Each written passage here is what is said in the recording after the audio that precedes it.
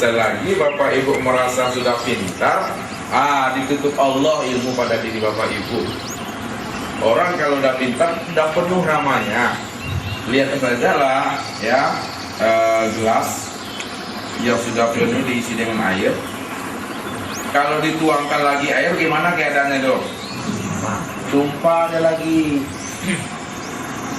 Tapi jadikanlah diri kita ini selalu itu dalam keadaan kosong. Kalau dia dalam keadaan kosong, ditumpahkan terus, dia menerima terus dia. Tetap dia menerima. Jadi kalau udah ada diri kita di sini, udah merasa hebat, udah merasa pintar, udah merasa tahu, tidak akan bisa menerima lagi. Berarti Bapak Ibu yang membatasi ilmu Allah itu pada diri Bapak Ibu sebenarnya. Ini proses dari mana awal kita, ya, bagaimana pula akhir kesudahan kita. Kalau awal kita dari kekosongan, maka akhir kesudahan kita kembali daripada kekosongan tadi. Kalau proses zahirnya kita tadi, kalau kita lihat ilmunya, tentu ada jalannya Bapak Ibu. Ada prosesnya. Ini kan proses tajallinya. Nah sekarang bagaimana proses tajalli itu menurut proses ilmu yang ada pada masa sekarang? Lihat, nggak dihapus saja nih Bapak Ibu.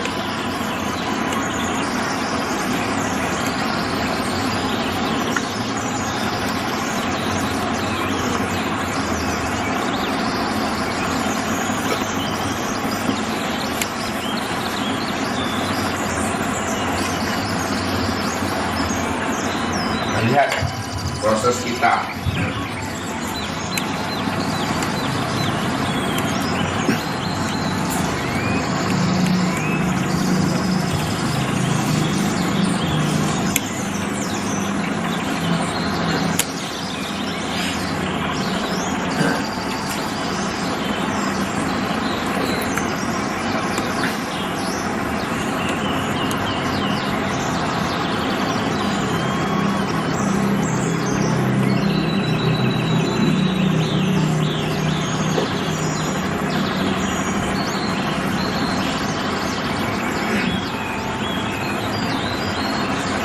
Kita kan berasal daripada kekosongan tadi. Ini Pak Ilmu, kosong kita jadikan dalam bentuk gambar.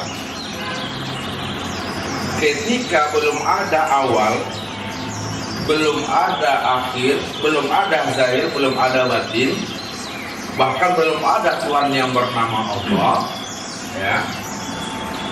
Dia masih dalam keadaan sunyi, hampa, kesendirian. Kehampaan kesendirian itu, ini yang disebut namanya adalah proses nal nama namanya. Nal nama.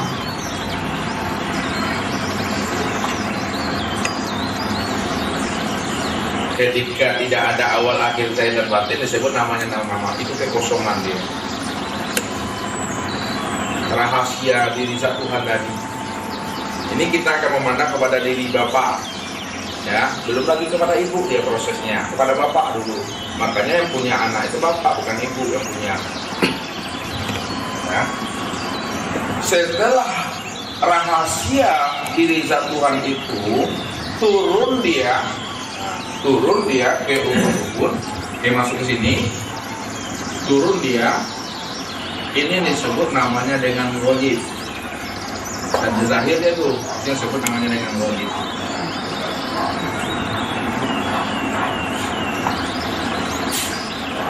Kemudian setelah proses rahasia tadi telah masuk dia ke dalam ubun-ubun. Masuk dia ke dalam ubun-ubun, itu disebut namanya As-Suratullah.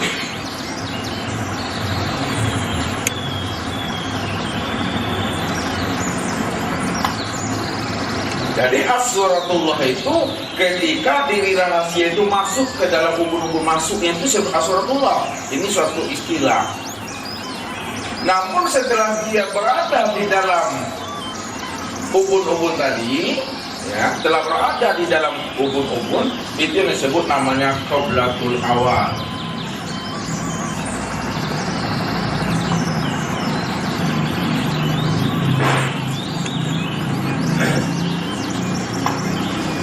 Setelah berada dia di dalam ubun-ubun itu disebut namanya qoblatul awal namanya. Mana yang berada dalam ubun-ubun tadi itu yang disebut namanya, yang kita istilahkan itu adalah rahasia diri Bapak Ibu tadi. Rahasia diri tadi. Rahasia diri Bapak Ibu. Rahasia yang mana maksudnya tadi itu? Rahasia daripada zat itu. Rahasia daripada ini dia zat nur Tuhan tadi. Setelah dia dari qoblatul awal masuk dia ke dalam benak itu atau otak itu, rahasia tadi masuk dia ke dalam otak kita, itu disebut namanya kunnazaun.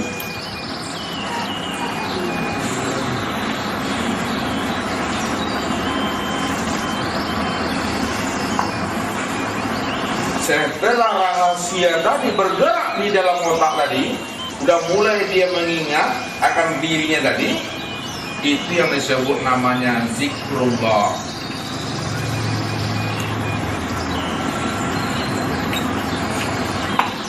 Ketika rahasia diri tadi itu ya sudah sampai dia kepada kelopak mata, ini yang disebut namanya nubuwah.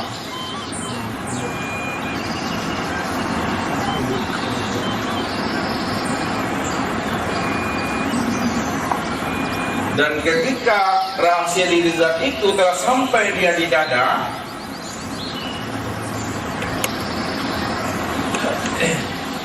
ini yang disebut namanya mimsakul hal.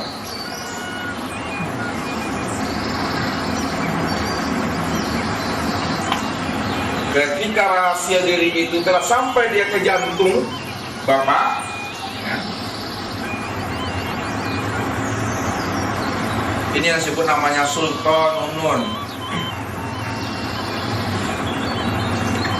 Sultanun nur.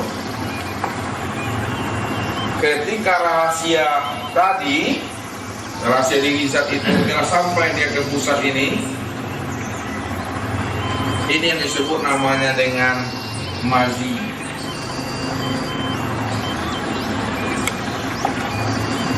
Ketika rahasia diri zat itu sudah sampai dia di pinggang, ini yang disebut namanya dengan wadi. Ketika rahasia diri zat itu ya udah sampai dia di zakar, ini yang disebut dia dengan namanya mani. Ini proses ini terjadi pada diri Bapak itu adalah 40 hari prosesnya ini.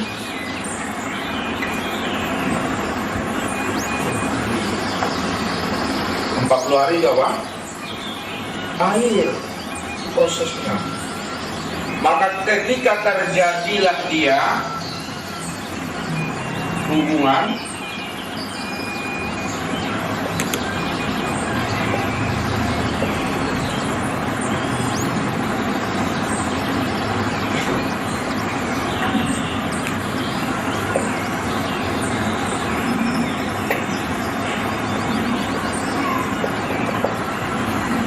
ketika terjadilah namanya hubungan intim tadi, itulah yang disebut namanya dengan junuban.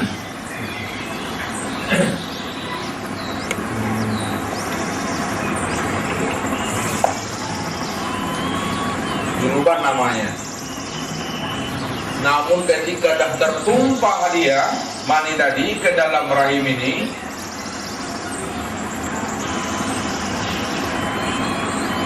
yang disebut namanya dengan maknikam itu.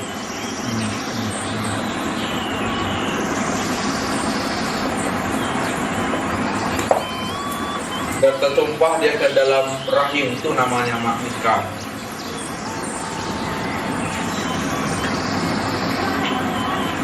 Jadi kalau udah tertumpah dia ke dalam rahim, satu hari tertumpah tadi itu yang disebut namanya hayatullah.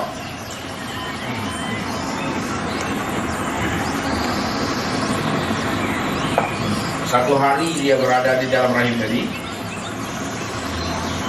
Itu disebut namanya hayatullah. Kalau 7 hari lamanya berada di dalam rahim ibu tadi, itu disebut namanya suhud. 7 hari.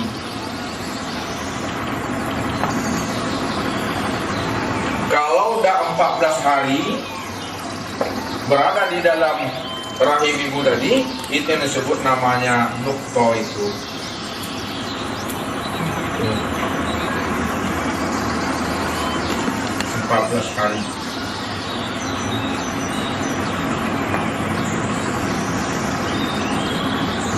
Kalau udah 30 hari dia berada dalam rahim ibu itu disebut namanya dengan mutawah.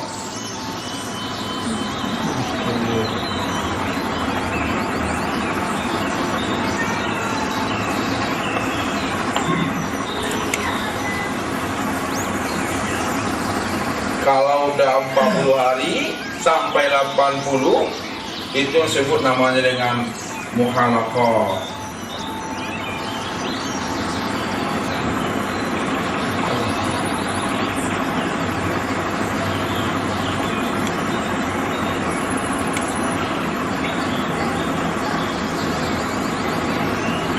Kalau udah sampai dia ya 120 hari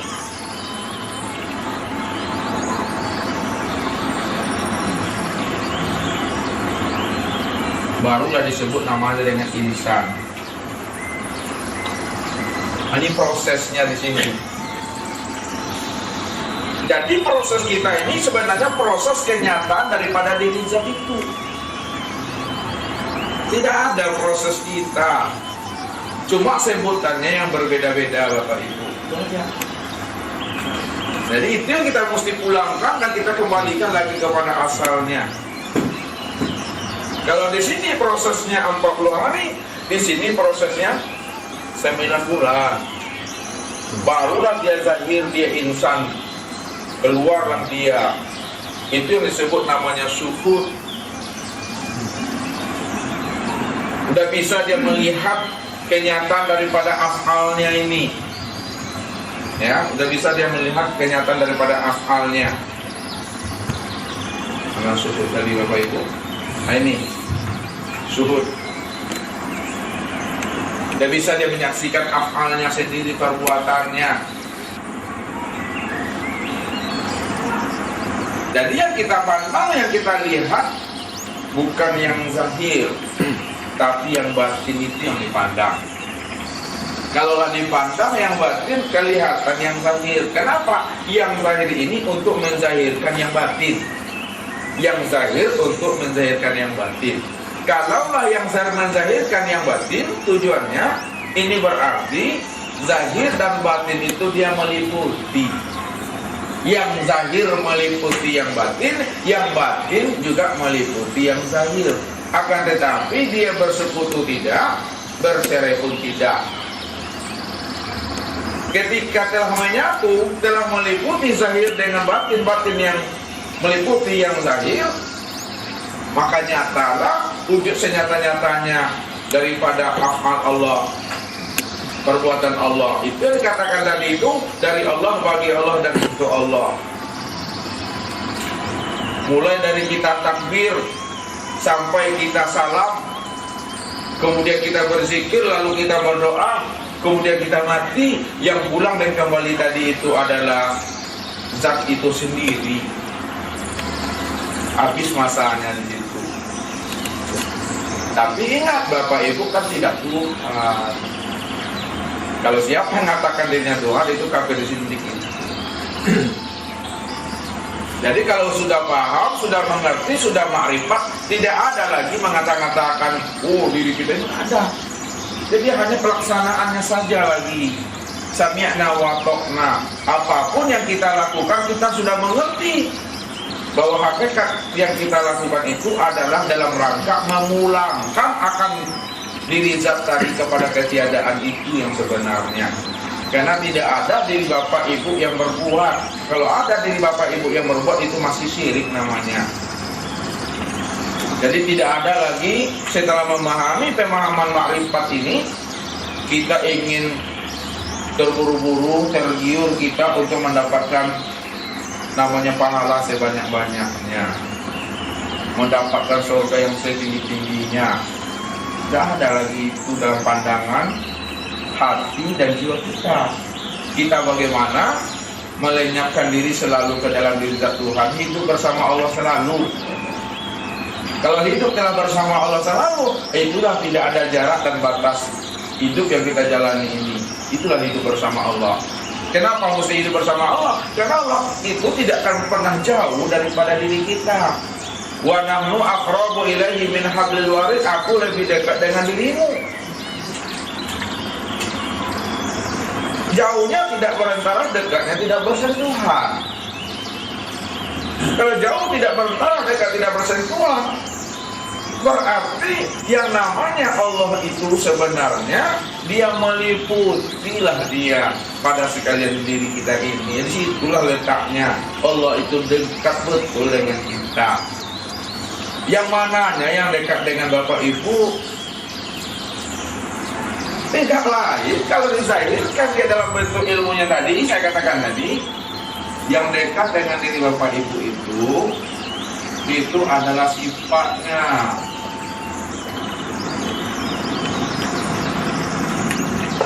Nah, ini yang katakan sifatnya tadi, sifat sama, basar, kalam, ilmu, kudrat, iroda, ayat. Ini yang dekat dengan diri Bapak Ibu sama basar, kalam, ilmu, kudrat, iroda, hayat. Inilah yang tajalinya kepada mana? Kepada ruh Nabi. Ini yang tajali dia kepada ruh.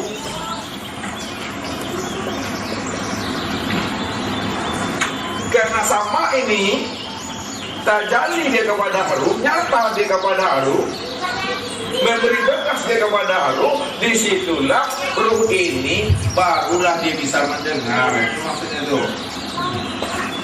Tajalilah sifat basarnya Allah Ta'ala kepada ruh, maksudnya memberi bekas sifat basar ini kepada ruh, barulah ruh ini bisa melihat. Tajalilah sifat kalamnya Allah Ta'ala pada ruh, barulah ruh ini bisa berkata.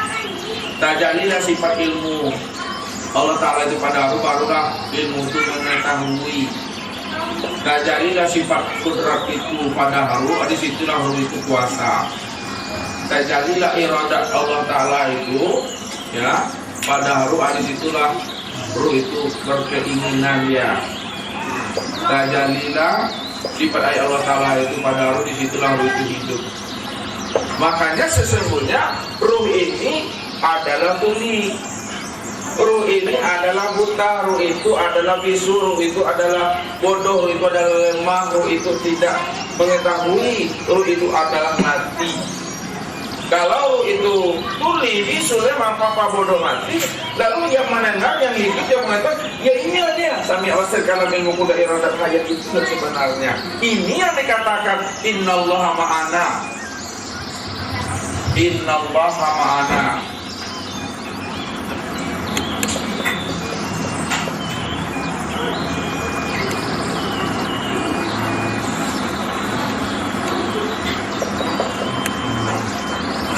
Apa artinya innallaha ma'ana tuh? Sesungguhnya Allah beserta kita. Kalau Allah yang tidak beserta kita, maka situlah Allah katakan fala khaufun 'alaihim wa la hum yahzanun. Jangan kamu takut, khawatir, jangan pula kamu bersedih, karena aku beserta dirimu. Itu maksudnya itu jauh yang tidak berantara, dekat tidak bersentuhan dia.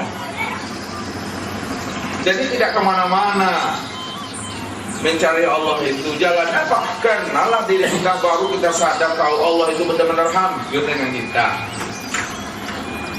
Di situ pula lah mendudukkan tadi, kenapa berdoa itu tidak mesti keras-keras berteriak-teriak. Karena Allah itu tidak jauh, Allah itu tidak tuli dan tegak. Kenapa mesti berteriak-teriak? Berbisik-bisik saja Allah itu dengar. Di dalam hati saja Pak Main, Allah mengetahui. Oh, kenapa perlu dizahirkan? Karena ini adalah dalam rangka dakwah. dalam rangka rahmatan lil alamin, dalam rangka mengajari umat ini bagaimana bersyariat untuk mengenal akan Allah. Kan itu yang dikatakan oleh orang Arab Badui. Orang Arab Badui ini dia taat Bapak Ibu beribadah. Lalu dia bertanya kepada Rasul, "Ya Rasulullah, bagaimana cara aku ini beribadah dan berdoa kepada Allah? Apakah saya berdoa kepada Allah itu mesti keras-keras? Atau saya mesti pelan, lunak? Bagaimana sebenarnya ya Rasul? Allah itu benar jauh dari diri saya atau Allah itu dekat dengan diri saya?" Rasul tidak bisa memberikan jawaban itu, karena Nabi tidak bisa memberi jawaban sesuai dengan nafsunya, sesuai dengan kehendak dan keinginannya. Tapi baru Nabi itu bisa menjawab apabila Allah telah memberi wahyu ke dalam hatinya. Itulah yang diungkapkan Allah tentang pribadi Nabi. Wa ma yantiqu anil hawa in huwa illa wahyuha. Tidaklah Nabi itu berbicara menurut nafsunya, tapi Nabi itu berbicara dan menjawab sesuai dengan wahyu yang diwahyukan ke dalam hatinya. Ketika Nabi tidak mau menjawab dengan nafsunya, dengan egonya tadi, dia mesti menjawab dengan wahyu yang diwahyukan ke dalam dirinya, barulah Allah beri jawaban. Turunnya surah Al-Baqarah itu 186. Wa idza sa'alaka ibadi anni fa inni qarib. Muhammad, apabila hambaku bertanya kepada engkau tentang keberadaan aku, jauh atau dekat aku, beri jawaban Muhammad, fa inni qarib, aku dekat, kata Allah.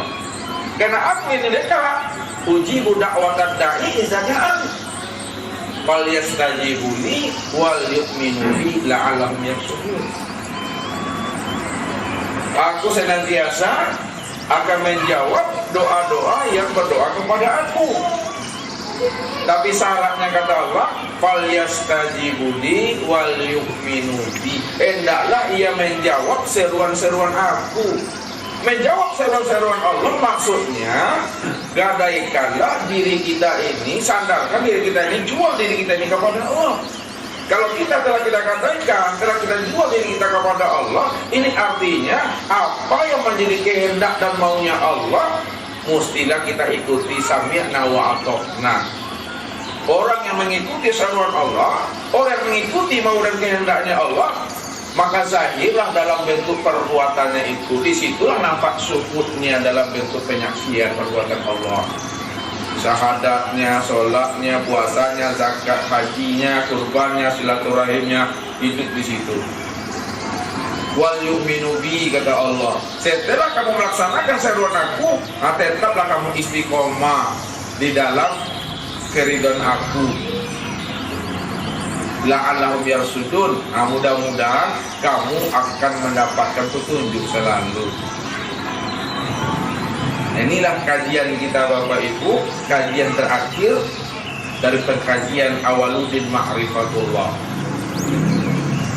Jadi kalau kita telah memahami kajian Awaluddin Ma'rifatullah tadi, ya, maka kehidupan yang kita jalani ini, inilah kehidupan rohani namanya. Kehidupan Tuhan yang kita jalani lagi. Allah yang mengingatkan dirinya. Kalau Allah mengingatkan dirinya, itulah sifat-sifat narnya tadi.